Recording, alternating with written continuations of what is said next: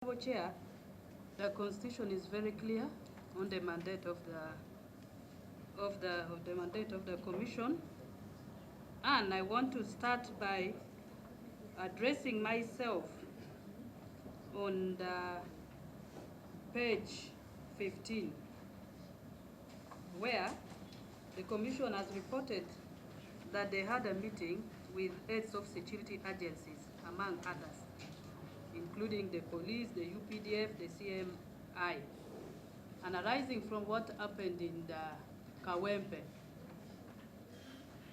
And given what they are reporting here, that it was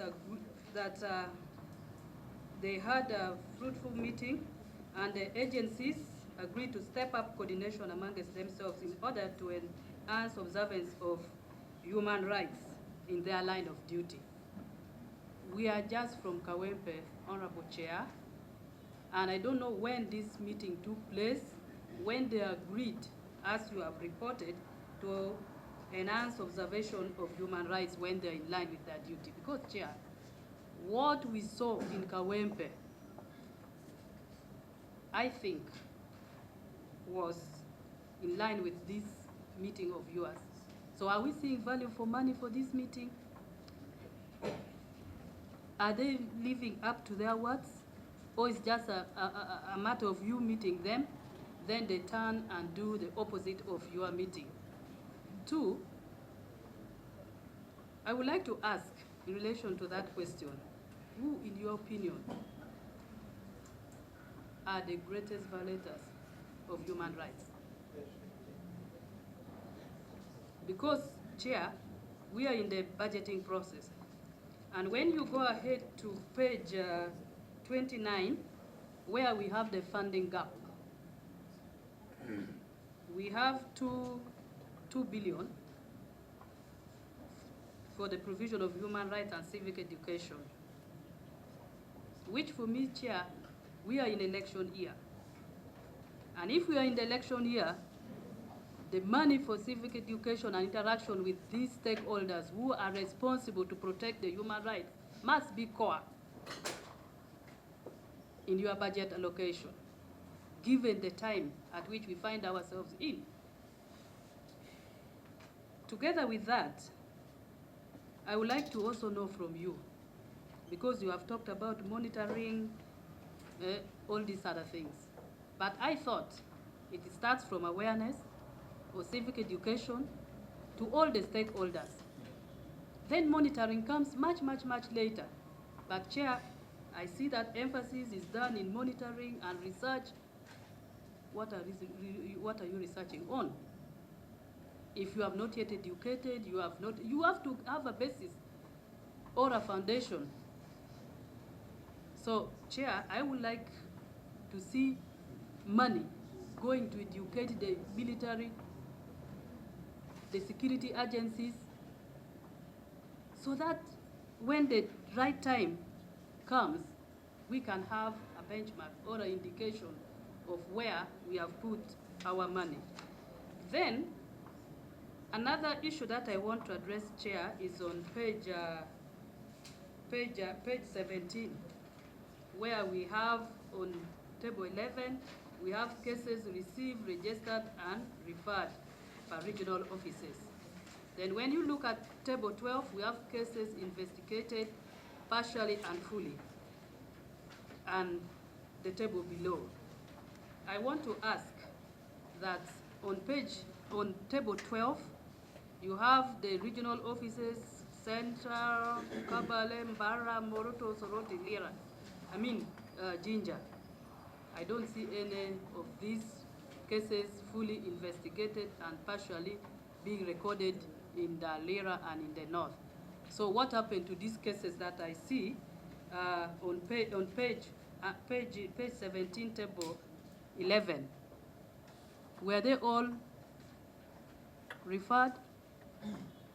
Because I would like to think that also in the northern part of the country, you are also supposed to investigate these cases fully or partially. But what I'm seeing, they stopped at registration and referral. So that gap, I I would like to have some insight on that, Chair. And then finally, have you interacted with the political parties as far as their members? Because this is politics, and we're in the political year, we're in the electoral year, and given their view, and have you budgeted for them specifically, given the time that we find ourselves in? And I want to add my last point to a member who mentioned about the radio stations. In the Lira, for example, where I'm conversant with, I can see a radio station in Lira. But there are radio stations in Lira which cannot be heard from, for example, Apache or Uyam. So how are you addressing the population who find themselves unable to benefit from these radio stations in Lira? But they are Ugandans who need your services, who need the public and civic education that you are mandated by the Constitution to address. Thank you, Chair. Thank you, Honorable Santa. Let's hear from Honorable Sechitoleko. Thank you, Honorable Chair, and the colleagues who have submitted their issues. The politics now is that we're headed for a really violent election, because if you look at the trend in all the by-elections since the last election, they've been highly militarized, and I sincerely hoped that the Commission would, in its budgeting, reflect knowledge of this, if not expressly, at least impliedly.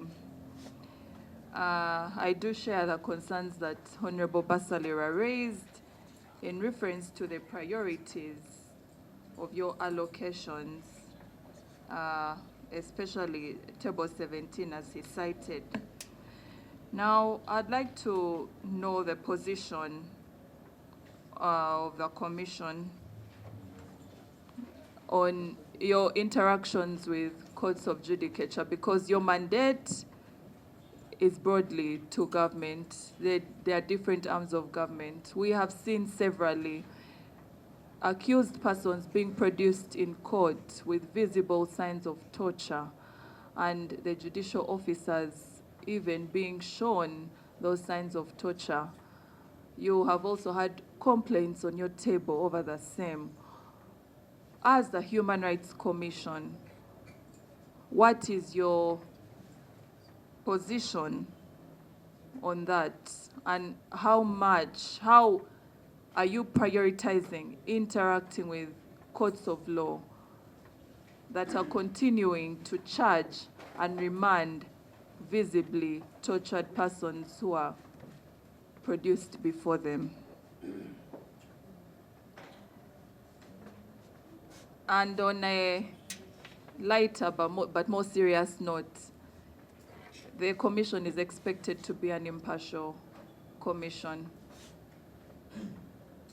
But I many times get the feeling, or through your actions, you communicate that you're a very partial commission. I would like to ask specifically Commissioner Honorable Simeo. I have seen photos of you on public engagements in Kasanda with the Prime Minister in her capacity as an NRM mobilizer, not as Prime Minister. I really would like to know, that interaction in Kasanda particularly, was it in the line of your execution of your duty as a commissioner? I'm saying this because these are concerns. We are members of the public, and it's important that we have faith in this institution, which, for lack of a better word, or just quite frankly speaking, we do not have because of how partial you are. So I would really like to get that concern addressed. Was it in line of investigating human rights violations? What is the interaction that you have? Yes, please. The Honorable Sumeo Nsubuga here has indicated that he's contesting for Parliament again. I think the issue would be, when is he resigning from the commission to be able to engage in partisan activities? That's the information.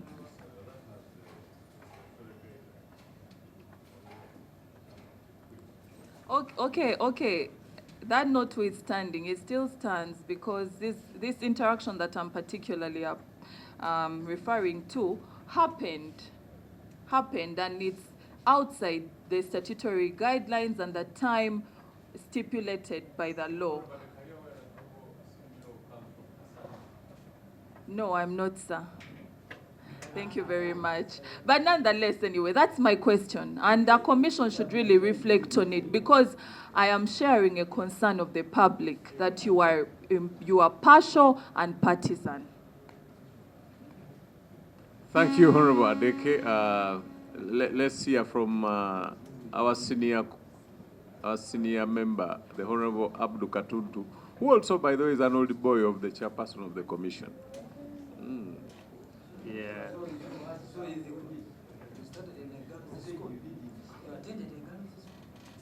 At one time I was the acting district woman representative of Wangadya County.